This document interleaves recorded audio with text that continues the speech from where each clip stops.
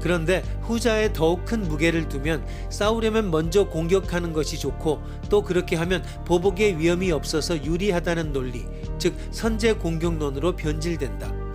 이럴 경우 억지는 수비적인 개념이 아니라 공세적인 개념으로서 상대방이 얌전히 굴지 않으면 언제든지 선제 핵공격을 가하겠다는 위협이 된다.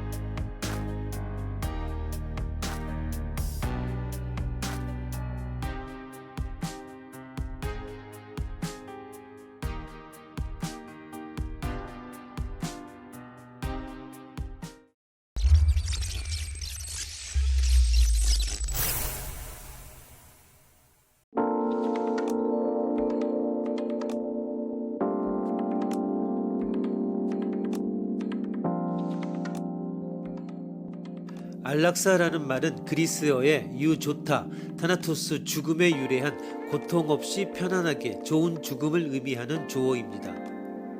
안락사에 대해서는 다양한 견해가 있지만 통상 안락사는 회복될 가망이 없는 병자에게 고통스러운 삶 대신 편안한 죽음을 맞도록 하는 것을 의미합니다.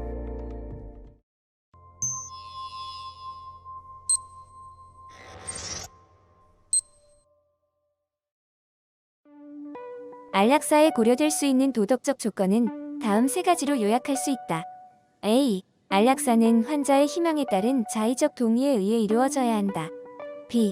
안락사는 환자에게 최선의 이익이라는 관점에서 이루어져야 한다.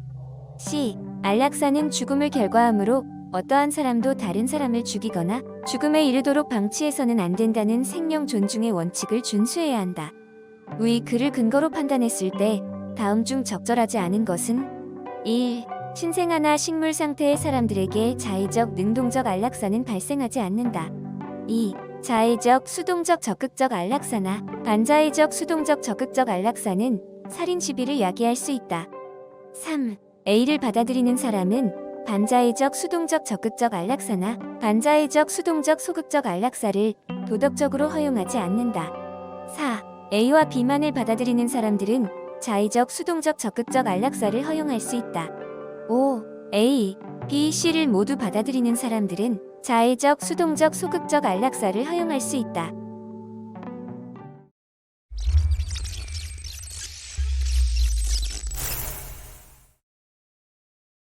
정답은 4. 안락사는 다음과 같이 분류 가능합니다.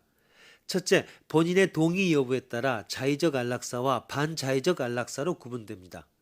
둘째, 안락사 행위의 주체가 누구인가, 즉 환자 스스로 안락사 관행을 취할 것인가 아니면 타인이 안락사 시켜준 것인가에 따라 능동적 안락사와 수동적 안락사로 구분됩니다. 셋째, 수동적인 경우 안락사 시행 주체가 약물 투입 등의 수단으로 죽음에 다다르게 한 것인지 아니면 방치에 의해 죽게 한 것인지에 따라 적극적 안락사와 소극적 안락사로 구분됩니다.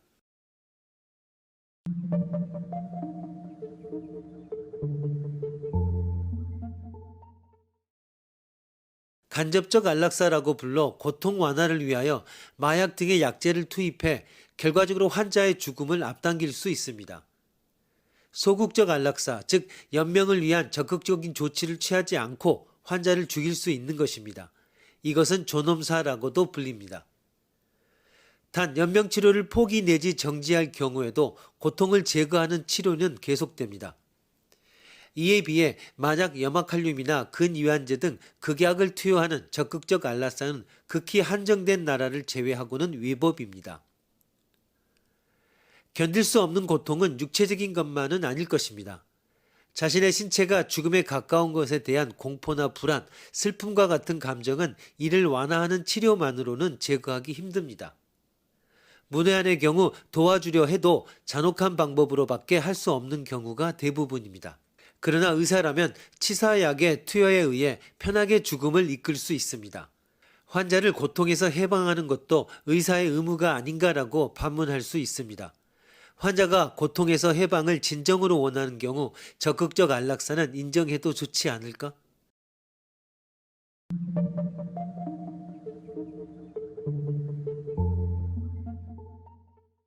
그런데 의사회나 형법학자 사이에서는 치료 행위의 정지와 죽음을 의도한 직접적인 행위와는 근본적으로 다르다는 생각이 있습니다. 소극적 안락사는 불가항력으로 죽음을 맞이한 환자를 자연스럽게 죽음에 맡기는 것, 즉 부작위적 자연사인 것에 비해 적극적 안락사는 명백히 환자를 죽이는 것이라는 주장입니다. 부작위와 자기적인 살인과의 구별은 반드시 자명하지 않습니다. 예를 들어 인공호흡을 정지시키는 것은 부작위이나 실제로 인공호흡의 스위치를 끊고 플러그를 정지시키는 것은 명백히 환자의 죽음을 의도한 행위이며 치료 정지가 부작위라고 할 수 없습니다. 형법상에서도 살인에 관해서는 부작위가 자기와 동등하게 평가되는 경우가 있습니다. 예를 들어 엄마가 유아를 죽일 목적으로 수유를 하지 않는 경우가 있습니다. 이 경우는 부작위에 의한 자기로서 자기적인 살인과 마찬가지로 취급됩니다. 그러나 의사의 입장에서 보면 이 구분은 좀 더 명확합니다. 치료 정지에 의해 환자를 죽음에 맡긴다면 그 환자는 병으로 죽을 것입니다. 그것에 비해 직접 치사약을 투여하여 살해하면 환자의 사인은 의사의 행위입니다.